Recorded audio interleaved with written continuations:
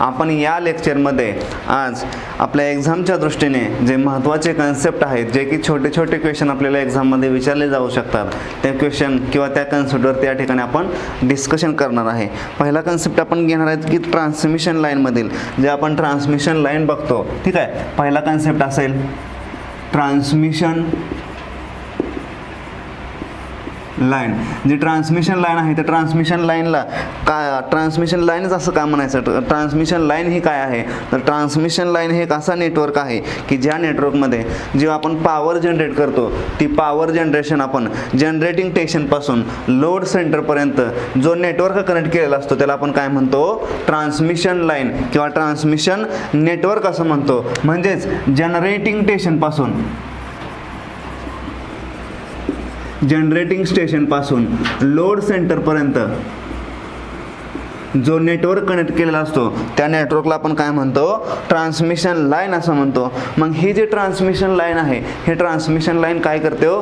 Voltage म्हणजे आपण generally म्हणतो पॉवर ट्रान्समिट केली, पण ही ॲक्च्युअलमध्ये काय करते हो? व्होल्टेज आणि करंटचं काय करते? ट्रान्समिशन करते. म्हणजे जनरली ही काय करते हो? व्होल्टेज ट्रान्समिट करते. जर मग ही व्होल्टेज ट्रान्समिट करत असेल तर त्या व्होल्टेजची लेवल किती असेल, हे व्होल्टेजची लेवल ही पाहणं आपल्यासाठी गरजेचं आहे. मग ह्या ट्रान्समिशन लाईनचे आपण डिवाइड करतो, म्हणजे त्याचे पार्ट करतो की लो व्होल्टेज लाईन आहे, हाय व्होल्टेज लाईन आहे, असे जे आपण त्याचे डिव्हिजन करतो किंवा जे पार्ट बनवतो किंवा त्याचं क्लासिफिकेशन करतो. म्हणजे क्लासिफिकेशन कसं असेल तर ते क्लासिफिकेशनही बघणं या ठिकाणी महत्त्वाचं आहे. मग या ठिकाणी classification based on voltage level, म्हणजे जी व्होल्टेज लेवल आहे त्या व्होल्टेज लेवलनुसार आपण काय करतो? ट्रान्समिशन लाईनचं क्लासिफिकेशन करतो, ठीक आहे. मग या ठिकाणी जर लो व्होल्टेज जर आपण क्लासिफिकेशन करायचं म्हटलं तर आपण काय म्हणतो? Low voltage. पहिलं क्लासिफिकेशन काय म्हणतो? Low voltage.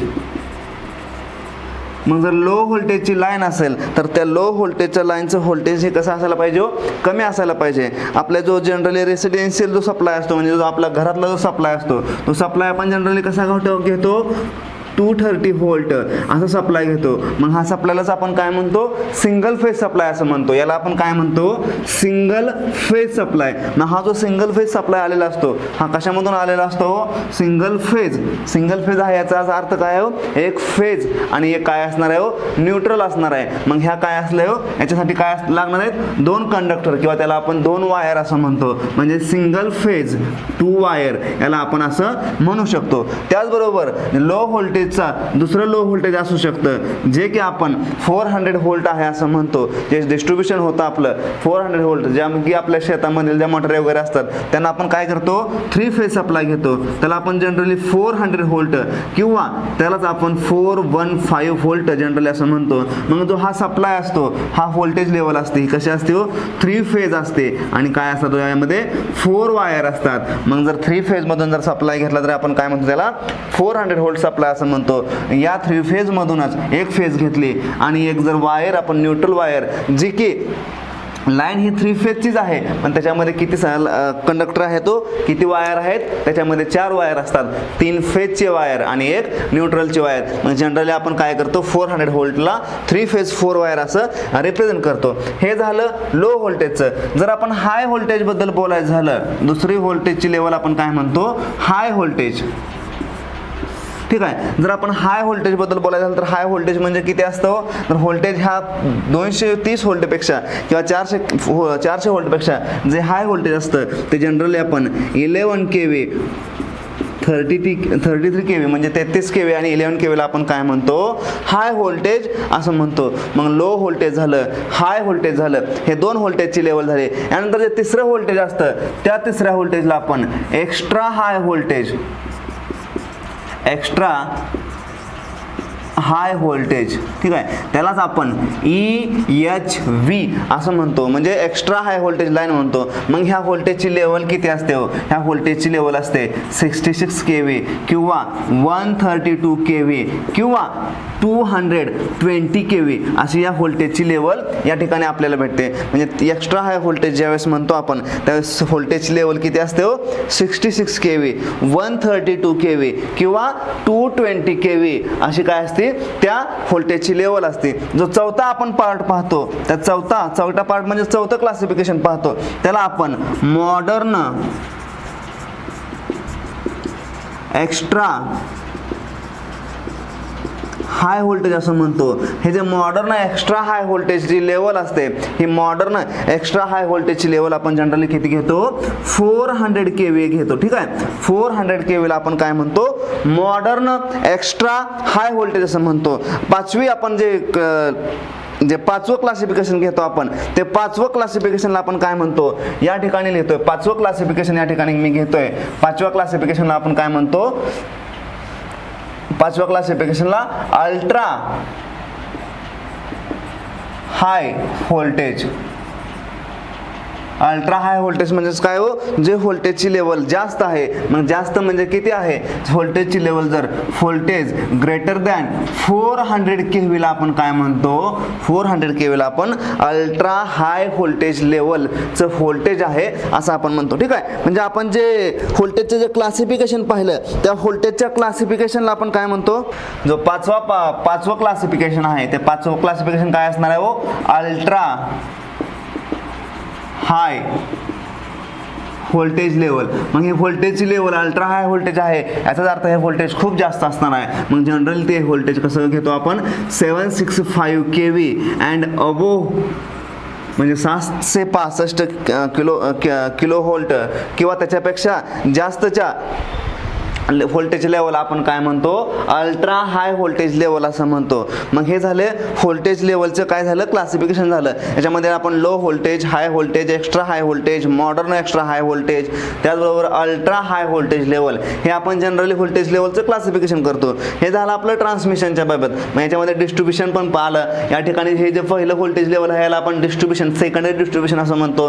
त्याचबरोबर हाय व्होल्टेज मधलं हे जे 11 kV आहे ह्या 11ला आपण काय म्हणतो प्रायमरी डिस्ट्रीब्युशन असं म्हणतो. म्हणजे ह्या काय झाल्या वेगवेगळ्या आपल्याला या ठिकाणी व्होल्टेजच्या लेवल भेटल्या. ठीक आहे जनरली आपण जे जनरेशन करतो इंडियामध्ये सहावा इम्पॉर्टंट पॉईंट हे क्लासिफिकेशन नाही याच्यातलं. ठीक आहे सहावा इम्पॉर्टंट पॉईंट एक्झामच्या दृष्टीनं जनरली आपण जे जनरेशन करतो तो जनरेशन इंडियामध्ये किती करतो 11 kV ला करतो. मग 11 kV लाच का करतो कारण 11 kV ला जनरेशन करणं आपल्यासाठी इकॉनॉमिकल असते म्हणून आपण जनरली काय करतो 11 kV ला इंडियामध्ये आपल्या जनरेशन करतो. मग एक्झाम मध्ये याच्यावरती जे आपण व्होल्टेजची लेवल आहे ते व्होल्टेजच्या लेवलवरती क्लासिफिकेशनवरती आपण एखादी व्होल्टेज देतील किंवा हाय व्होल्टेजचं लेवल किती असते ते विचारतील एक्स्ट्रा हाय व्होल्टेजची व्होल्टेज लेवल किती असतील ते विचारतील तर आपल्याला हे सांगता आलं पाहिजे. जनरली आपण जे जनरेशन करतो इंडियामध्ये ते जनरेशन कितीला करतो 11 kV ला जनरेशन करतो. मग तिथं जनरेट केलेली इलेक्ट्रिसिटी आपण काय करतो ट्रान्समिशन लाईनच्या माध्यमातून काय करतो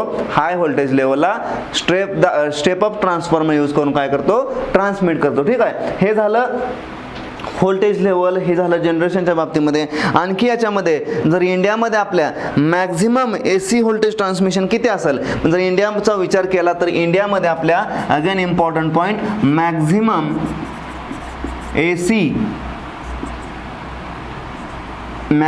AC transmission voltage in India किती असेल बरं इंडियामध्ये जे मॅक्झिमम AC ट्रान्समिशन व्होल्टेजची लेवल सध्या आहे ती व्होल्टेजची लेवल किती आहे हो 765 kV ची व्होल्टेज लेवल इंडियामध्ये सध्या मॅक्झिमम आहे. 765 म्हणजे 700 kV चं व्होल्टेज इंडियामध्ये मॅक्झिमम सध्या ठिकाणी ट्रान्समिट होत आहे. ती जी लाईन ट्रान्समिशन लाईन आहे ती transmission line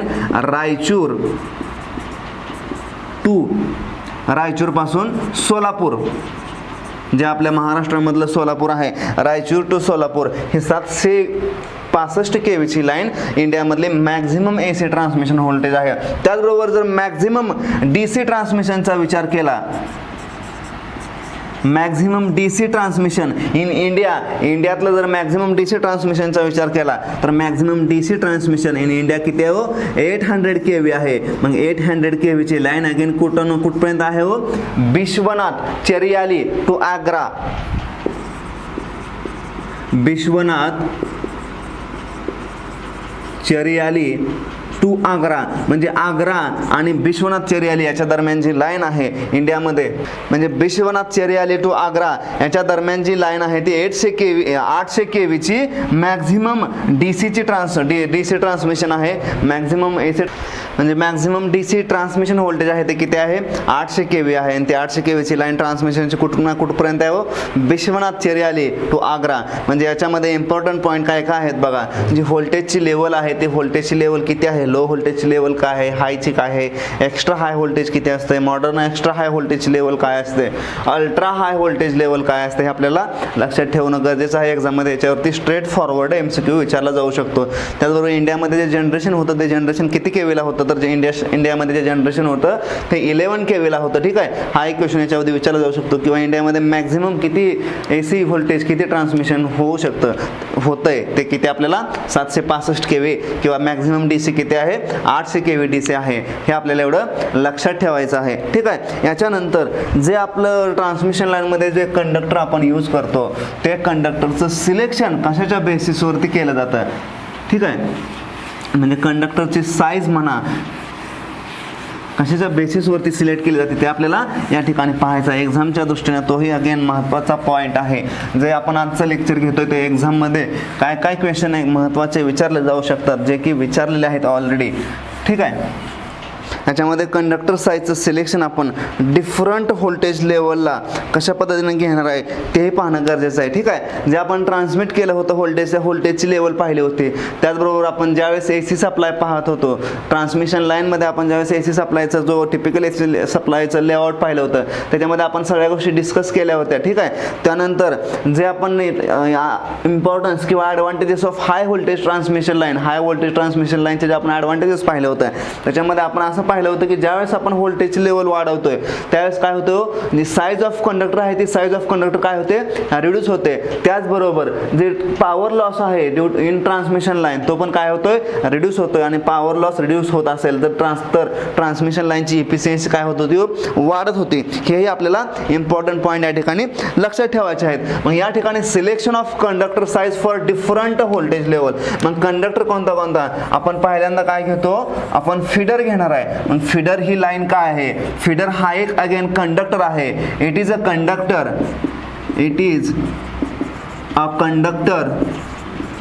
having constant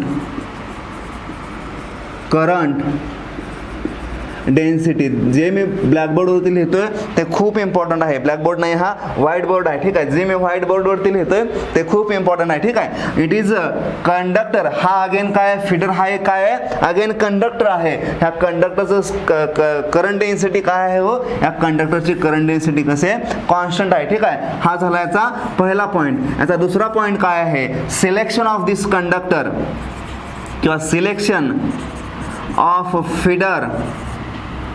Selection of feeder is based on current carrying capacity. म्हणजे हा जो फिडर आहे किंवा हा एक कंडक्टर आहे, या कंडक्टरचं जे सिलेक्शन केलं जातं ते करंट कॅरिंग कॅपॅसिटीच्या बेसिसवरती केलं जातं. तिसरा महत्त्वाचा point, whenever voltage level is less than or equal to 220 kV then selection of this feeder. Whenever voltage level is less than 220 kV selection of feeder is based कशाच्या on असणार आहे हो, is current carrying capacity. म्हणजे ह्या जी current carrying capacity किती आहे त्याच्यावर ह्या फिडरचं काय केलेलं असणार आहे, सिलेक्शन केलं जाणार आहे. त्याचबरोबर जर voltage level, if voltage level is greater than or equal to 220 kV, जर व्होल्टेजची लेवल ही 200 kV पेक्षा जादा असेल तर selection of feeder is made on the basis of corona effect किंवा इलेक्ट्रिक फील्ड इंटेन्सिटी म्हणजे इलेक्ट्रिक फील्ड इंटेन्सिटी किंवा corona effect याच्या बेसिसवरती त्याचं सिलेक्शन केलं जाणार आहे. कधी? ज्यावेळेस व्होल्टेजची लेवल ही 220 kV पेक्षा जादा असेल. ज्यावेळेस व्होल्टेजची लेवल ही 220 kV पेक्षा कमी असेल त्यावेळेस selection of feeder is based on current carrying capacity. मग फीडर ही काय आहे? It is a conductor having constant current density म्हणजे त्याची करंट डेन्सिटी कशी आहे हो? कॉन्स्टंट आहे. करंट डेन्सिटी याचाच अर्थ काय आहे हो? करंट पर युनिट एरिया, त्याला आपण काय म्हणतो? करंट डेन्सिटी असं म्हणतो. मग हे जनरल झालं डिस्कशन फीडरच्या बाबतीत. आणि हे जे डिस्कशन आहे हे डिस्कशन अगेन जो फीडर असतो त्या फीडरवरती आपण कोणत्याही प्रकारचे टॅपिंग प्रोव्हाइड करत नाही. म्हणजे कोणत्याही प्रकारचा लोड त्या फीडरमधून घेतला जात नाही किंवा त्याला डायरेक्टली लोड कोणताही कनेक्ट केलेला जात नाही. जे फीडर असतात ते फीडर जनरली डिस्ट्रीब्युटरला पॉवर फीड करत असतात. ठीक आहे. मग हे झालं फीडरच्या बाबतीत. जर आपण डिस्ट्रीब्युटरच्या बाबतीत बघायला गेलो तर डिस्ट्रीब्युटरच्या बाबतीत आपल्याला हे आणखी काही महत्त्वाचे पॉईंट लिहिता येतात का ते आपण बघूया. फीडरच्या बाबतीत एवढे इम्पॉर्टंट पॉईंट याच्यामध्ये एक्झामच्या दृष्टीने विचारले जाऊ शकतात. फीडरचं सिलेक्शन कशाच्या बेसिसवरती केलं जातं हे आपल्याला एक्झाममध्ये बऱ्याच वेळा विचारलं जातं. फीडरचं सिलेक्शन हे करंट कॅरिंग कॅपॅसिटीच्या बेसिसवरती केलं जातं. ठीक आहे. मग त्याच्यामध्ये जर व्होल्टेजची लेवल दिली असेल तर आपण व्होल्टेजची लेवल दिल्यानंतर कोरोना इफेक्ट किंवा कन्सेप्ट ऑफ कोरोना आणि जी करंट कॅरिंग कॅपॅसिटी आहे त्याच्यामध्ये आपण डिस्ट्रीब्यूट करू शकतो. त्या ठिकाणी दुसरं काय आहे हो? डिस्ट्रीब्युटर. आपण पाहिलं होतं की फीडर हा काय आहे हो? Feeder is a conductor having a constant current density. त्याचबरोबर जर डिस्ट्रीब्युटर बद्दल बोलायचं झालं की it is a conductor having variable current density म्हणजे distributor it is an again conductor which is having a variable current density. आपण फीडरच्या बाबतीत पाहिलं होतं की फीडरची जी करंट डेन्सिटी होती ती फीडरची करंट डेन्सिटी कशी होती हो? फीडरची करंट डेन्सिटी ही कॉन्स्टंट होती. पण या ठिकाणी जर आपण डिस्ट्रीब्युटरचा विचार करायला गेलो तर डिस्ट्रीब्युटर काय करतोय हो? त्याची जी करंट डेन्सिटी आहे ती करंट डेन्सिटी कशी आहे हो? व्हेरिएबल आहे. हा झाला पहिला पॉईंट. दुसरा पॉईंट काय आहे? Selection of distributor is made on basis of voltage drop in it. म्हणजे याचं सिलेक्शन अगेन इम्पॉर्टंट पॉईंट आहे. एक्झामला डायरेक्टली क्वेश्चन विचारला जाऊ शकतो. डिस्ट्रीब्युटरचं सिलेक्शन कशाच्या बेसिसवरती केलं जातं तर डिस्ट्रीब्युटरचं सिलेक्शन आहे ते व्होल्टेज ड्रॉपच्या बेसिसवरती केलं जातं. आणि जो डिस्ट्रीब्युटर आहे त्या डिस्ट्रीब्युटरची जी करंट कॅरिंग कॅपॅसिटी आहे डिस्ट्रीब्युटर जी करंट डेन्सिटी आहे ती करंट डेन्सिटी कशा आहे? व्हेरिएबल आहे. सिलेक्शन कशाच्या बेसिसवर तर सिलेक्शन हे व्होल्टेज ड्रॉपच्या बेसिसवरती या डिस्ट्रीब्युटरचं सिलेक्शन केलं जातं. मग फीडरला आपण कोणत्याही प्रकारचे टॅपिंग प्रोव्हाइड करत नाही. फीडर पासून कोणत्याही प्रकारचा सप्लाय आपण लोडला डायरेक्टली कनेक्ट करत नाही. फीडर हा जनरली डिस्ट्रीब्युटरला पॉवर फेड करत असतो. जो डिस्ट्रीब्युटर असतो तो डिस्ट्रीब्युटर जे कंझ्युमर आहेत त्या कंझ्युमर्सना सर्व्हिस मेनच्या सहाय्याने काय केलेला जातो? कनेक्ट केला जातो. म्हणजे डिस्ट्रीब्युटर हा कनेक्ट कुणाला करतो? कंझ्युमरला कनेक्ट करतो through the help of service mains. आपण हे जनरली ऑलरेडी डिस्कशन केलेलं आहे. पण एक्झाम पॉईंट ऑफ व्ह्यूने आपल्याला याच्यावरती कशा पद्धतीने क्वेश्चन विचारला जाऊ शकतो हे क्वेश्चन डिस्कशन आपण या ठिकाणी करतोय. मग distributor is variable current density. Feeder असेल तर constant current density. Selection of feeder कशावर केलं जातं? Selection of feeder is based on current carrying capacity. जर व्होल्टेजची लेवल 220 पेक्षा कमी असेल 220 kV पेक्षा कमी असेल तर करंट कॅरिंग कॅपॅसिटी. जर व्होल्टेजची लेवल ही 220 kV पेक्षा जादा असेल तर कोरोना इफेक्ट किंवा electric field intensity. Selection of distributor again done on basis off voltage drop. एवढं इम्पॉर्टंट पॉईंट या ठिकाणी आपल्याला लक्षात ठेवायचं आहे. यानंतरचा इम्पॉर्टंट पॉईंट आपण घेणार आहे की जे इन्सुलेशन लेवल असतं आपल्या ट्रान्समिशन लाईनमध्ये ते इन्सुलेशन लेवल कशाच्या बेसिसवरती केलं जातं ते आपल्याला या ठिकाणी इम्पॉर्टंट पॉईंट या ठिकाणी आता डिस्कशन करायचं. ठीक आहे. ठीक आहे. अगेन हा एक्झामच्या दृष्टीनं महत्त्वाचा पॉईंट आहे. एक्झामला याच्यावरती क्वेश्चन विचारले जाऊ शकतात. ठीक आहे. म्हणजे इन्सुलेशन असतं ओव्हरहेड ट्रान्समिशन लाईनमधलं, ते ओव्हरहेड ट्रान्समिशन लाईनमधलं इन्सुलेशन कशाच्या बेसिसवरती केलं जातं, हा क्वेश्चन आपल्याला एक्झाममध्ये विचारला जाऊ शकतो. मग अगेन या ठिकाणी पहिला इम्पॉर्टंट पॉईंट मी लिहितोय, selection of insulation level. Selection of insulation level in extra high voltage line. म्हणजे जे एक्स्ट्रा हाय व्होल्टेज लाईन होत्या त्या एक्स्ट्रा हाय व्होल्टेज लाईनचं व्होल्टेज लेवल आपण पाहिले होते. किती घेतली होती हो? 66 kV, 132 kV, 222 kV. म्हणजे ठीक आहे, एवढ्या लेवलला आपण हे voltage extra high voltage level ह्याला असं म्हणू शकतो. मग selection of insulation level in extra high voltage transmission line is based on again या ठिकाणी इम्पॉर्टंट वर्ड येतोय, स्विच्ड व्होल्टेज किंवा त्यालाच आपण इंटरनल व्होल्टेज असंही म्हणू शकतो. मग हा जो इम्पॉर्टंट वर्ड आहे, ह्या इम्पॉर्टंट वर्डचा मिनिंग काय आहे? स्विच्ड व्होल्टेज असं म्हणतोय.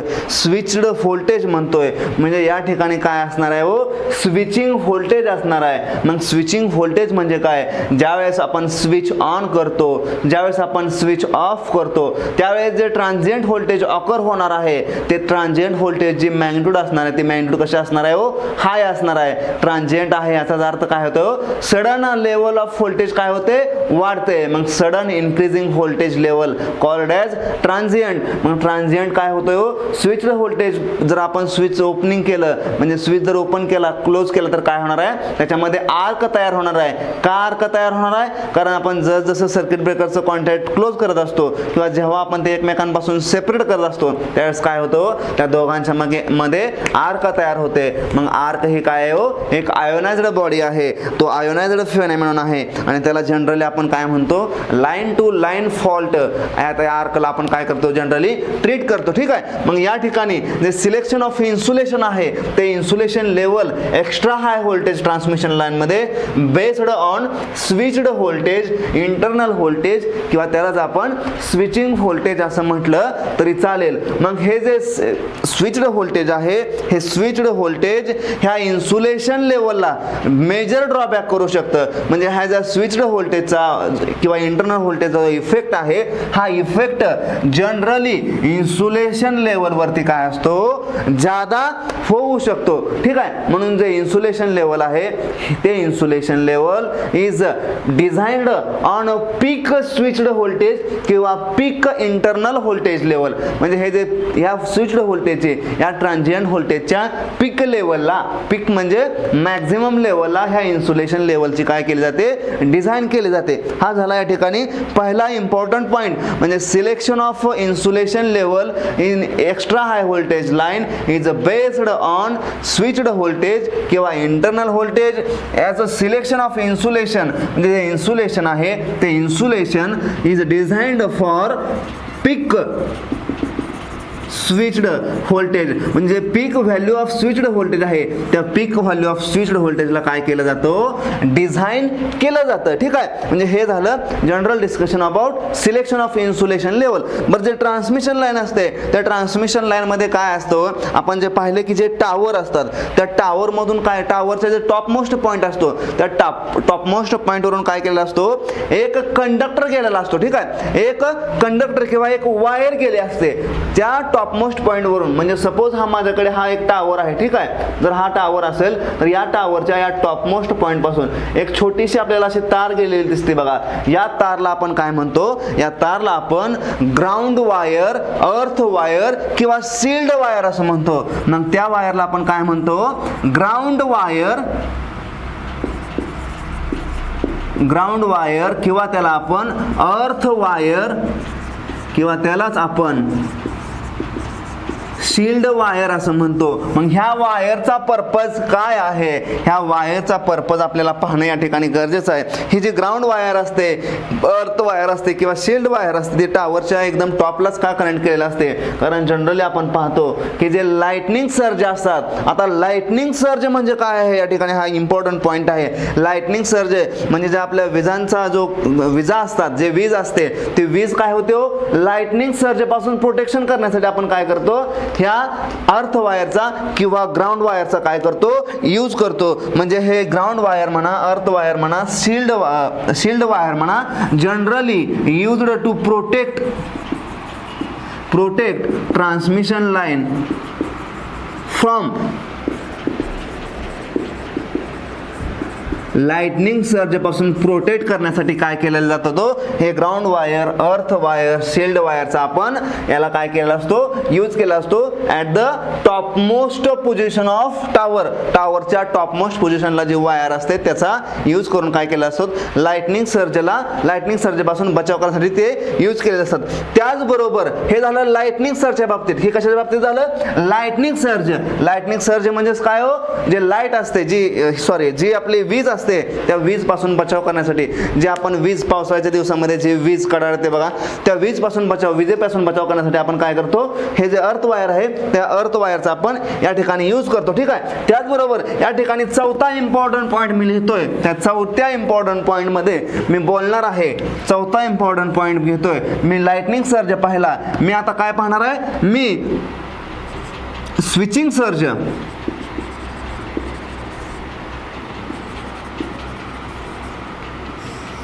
ठीक आहे, स्विचिंग सर्ज बद्दल बोललो. स्विचिंग सर्ज म्हणजे काय हो, जे स्विचचे जे आपण ऑपरेशन करतो, त्या स्विचच्या ऑपरेशन पासून जो आपण बचाव करतो, त्या स्विचिंग ऑपरेशन पासून जे आपण ट्रान्झिएंट ऑकर होणार आहेत, ते ट्रान्झिएंट पासून आपण बचाव करण्यासाठी काय करतो, आपण स्विचिंग सर्ज पासून बचाव करण्यासाठी जनरली आपण यूज काय करतो, आपण सर्ज अरेस्टर